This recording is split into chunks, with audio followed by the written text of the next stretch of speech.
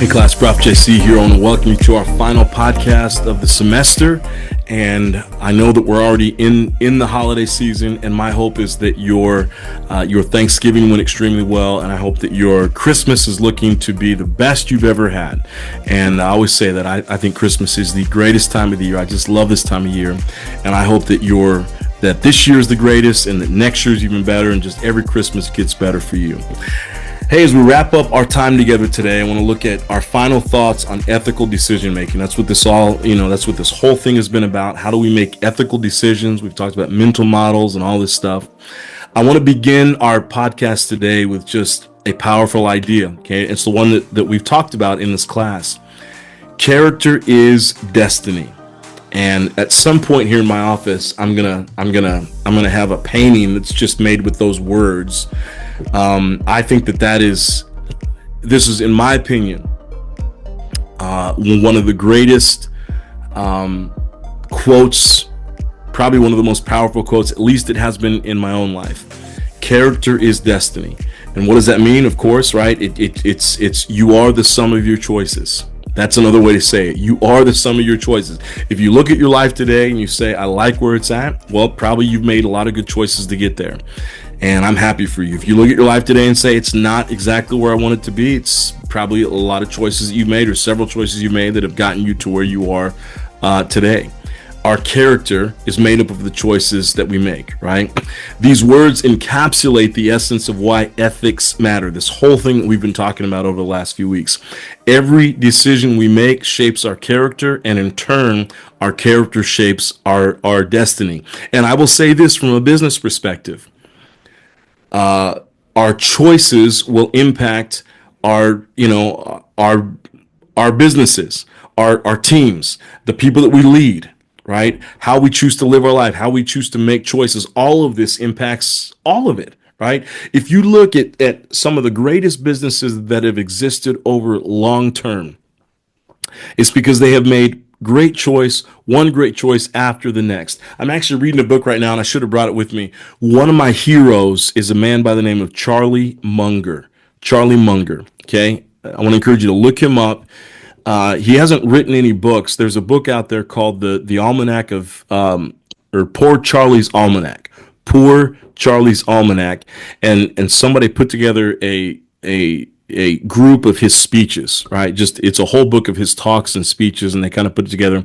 One of the most fascinating books I've ever read. One of the most genius books I've ever read by this guy. He's a billionaire, so he's been very successful. Vice chairman of Berkshire Hathaway, the closest business confidant to Warren Buffett. Probably all of you have heard of Warren Buffett. If not, probably shouldn't be in business school, but I'm guessing you've heard of Warren Buffett.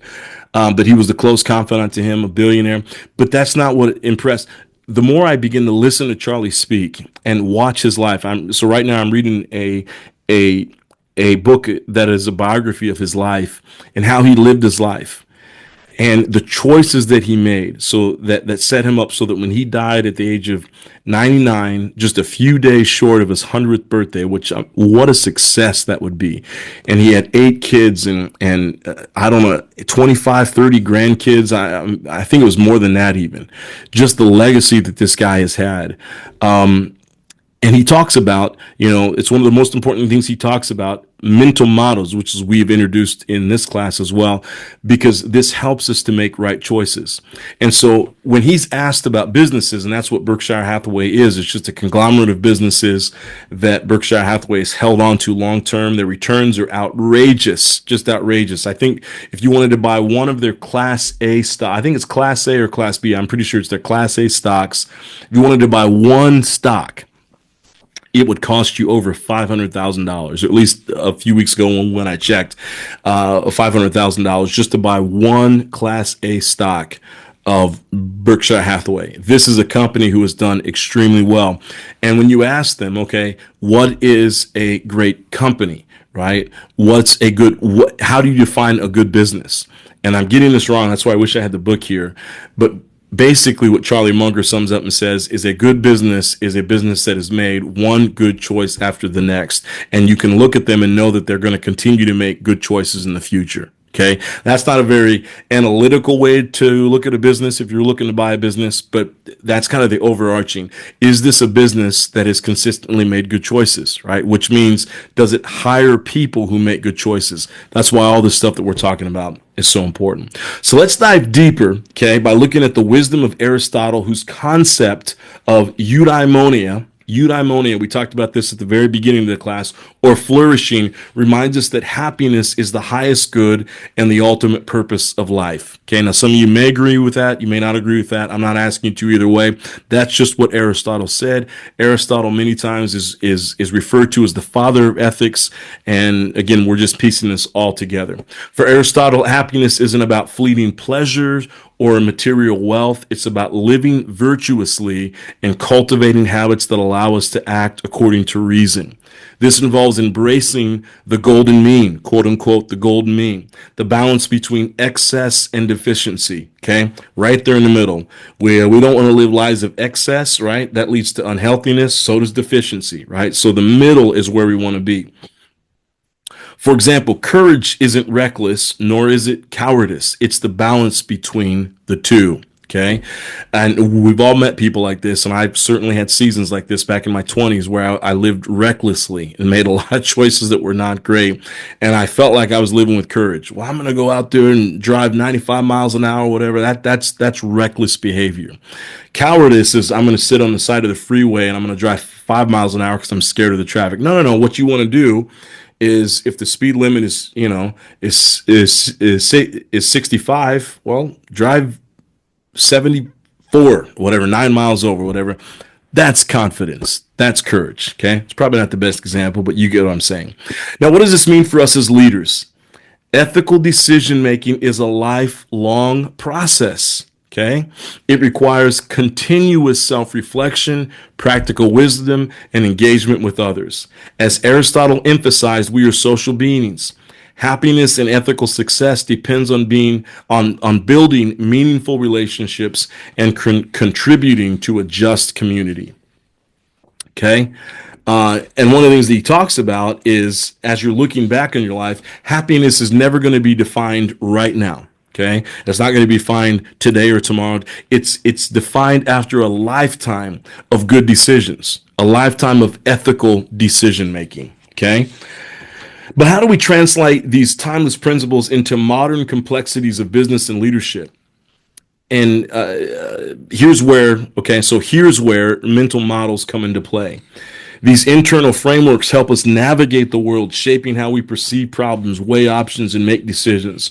Think of mental models, and we've talked about this already, as the lenses through which we view ethical dilemmas. For example, if your mental model prioritizes fairness and transparency, you'll likely approach decisions with a focus on justice. On the other hand, biased or outdated models can cloud judgment, leading to unethical choices. And it's important for us to understand that, class, you and I have mental models. You may not know it, you may not have called it that, but all of us have mental models, which are the lens through which we make decisions.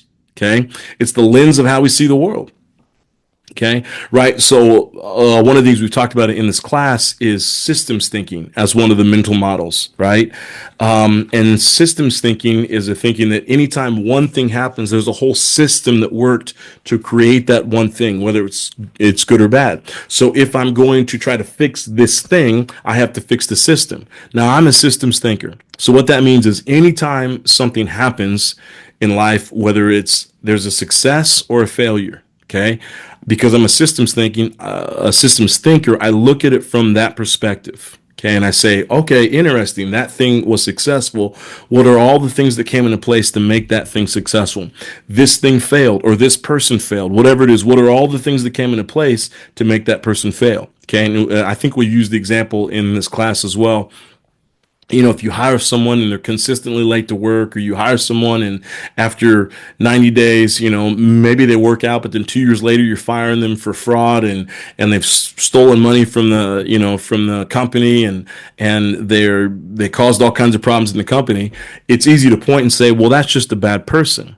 I would look as a systems thinker and say, what in the system allowed us to hire this person? Okay, what in the system caused this that we're facing right now? So that's a mental model. You have mental models and I have them. right? So it's just important for us to understand that we can help shape those and gain new mental models that'll help us make better decisions and lead to ethical decision making, which then leads to a life of happiness that you can say when you're 60, 70, 80, 90. Hopefully all of you make it to 100 years of age. You can say, you can look back on your life and say, I made virtuous choices. I made good choices, right?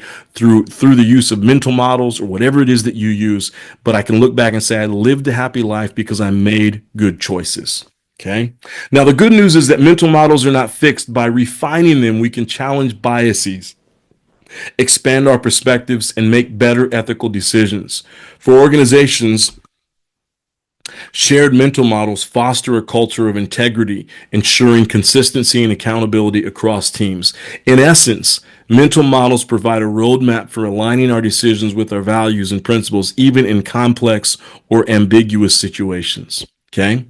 So, why is ethical decision making so crucial for business and leadership success? It's simple. In a world where trust is currency, I don't care what anybody tells you, that's so true. Trust is currency. Ethics are your foundation. Okay. And let me tell you this. Okay. And I don't have to tell you this. I'm preaching to the choir here. But the greatest businesses that I have studied, okay, not the little upstarts that are just trying to make money and trying to take advantage of gaps, of gaps in the marketplace where they can take advantage of people, right? I'm talking about good, solid businesses that have been around decades after decade after decade. These are organizations and businesses that place trust, the trust of their people, the trust of their clients at the core.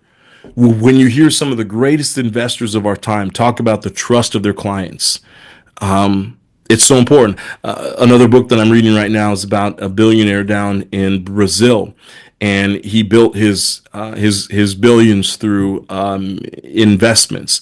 And he talks about going through a period of time where and obviously, you know how investments work, right? People give money to a person. That person then is trusted to take that money and then grow the money.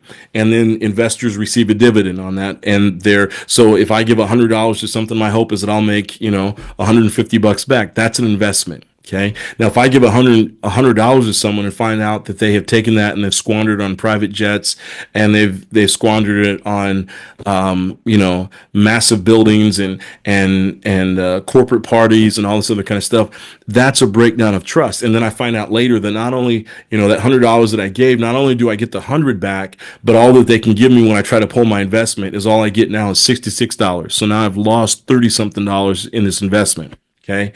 That's not a person you can trust, right? The businesses that we trust long terms are one. And again, with investments, if I give you $10,000, I know that I'm probably going to get back 15 or 20 or 30, whoever knows how much, however long it sits there, that my money's going to continue to grow. Why? Because you as a business are consistently making good choices.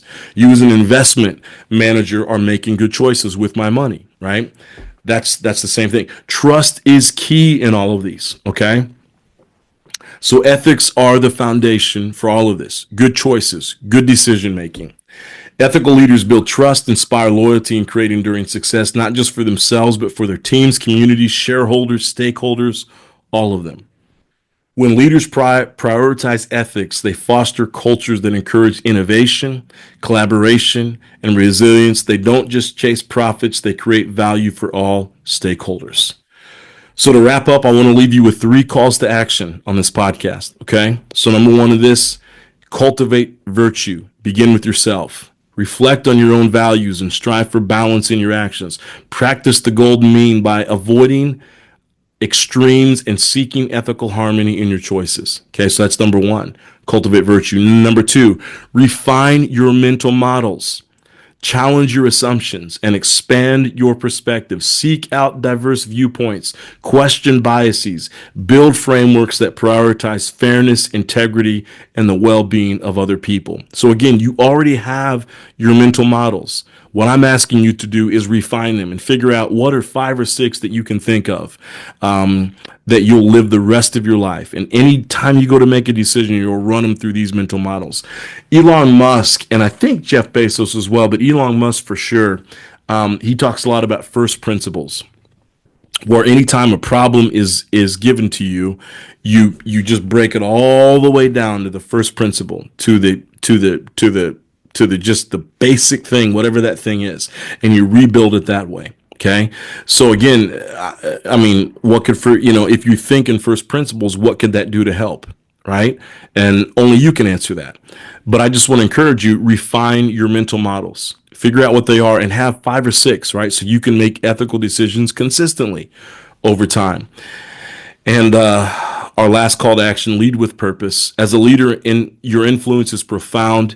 Use it to create a culture of ethical decision making within your organization. Align your vision and practices with values that benefit not just the bottom line, but also the people and communities that you serve. Now, here's how you can do this on a you say lead with purpose. That sounds so cliche, right? But here's how you can do this. You can literally teach your people when you get into a position of leadership. You bring in a trainer, you bring in somebody, you talk about mental models. You can teach your people how to make good decisions. Okay. That's what ethical decision making is, right? If you get into the study of ethics, it's, this is what people talk about. Is it moral? Is it ethical? Is it legal? It's because these things are different, right? And what's ethical to one person is not going to be ethical to another person. What's moral to a person. Now legal is pretty hard, right? That's a science, right? You can study that and say, is this thing I'm getting ready to do, is it legal or illegal? Ethical is a whole different thing, right? So if you want to learn how to make ethical decisions and ones that will help your business grow, that will help you grow, that help your life, you've got to learn how to think better. So on a practical, from a practical perspective, this is where training comes in, bringing in people to help train your people, helping them learn how to think differently and think better and think ethically. Okay. So here's my question for you today. Okay. We talked about refining mental models, and here's what I want to ask you. What are 3 mental models in your own life, current ways of thinking you have, that you need to refine? Okay. And then what are 3 mental models that you can use to replace them? Now, you can make up your own mental models. That's the cool thing. There are already hundreds of them out there that you can look up and you can study, but you can make up your own, right? One of the mental models, it's just a way of thinking, but one of the mental models I use now is long-term thinking. That's not new. I didn't create that at all.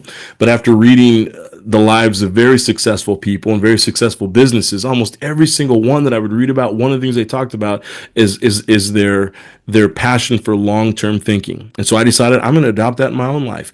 You can do the exact same thing as well. You can create your own. So what are 3 mental models that you need to replace? And what are 3 mental models that you can replace them with? Thank you so much for being a part of this class. So we're not done yet. Okay, we got one more week. You've got your final assignment due next week, and I'm looking forward to reading through that. But I appreciate your engagement the last several weeks. I appreciate you being a part of this class. Thanks for being a part of Point Loma for the grad programs here. And I hope I get a chance to see all of you, and I hope many years from now that 1 or 2 of you will write me and say, I've lived a happy life because you've made lots of great choices in life, and you're proud of the life you've lived, and you can look back and say that you've lived a life that has been virtuous, and because of that, you can rest your head on your pillow at night and say, I've lived a happy life. I hope that you'll email me and tell me that you did that, and that's what I want for you.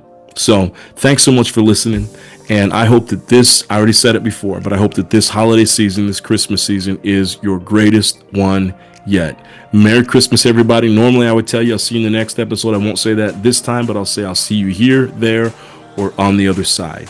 You take care.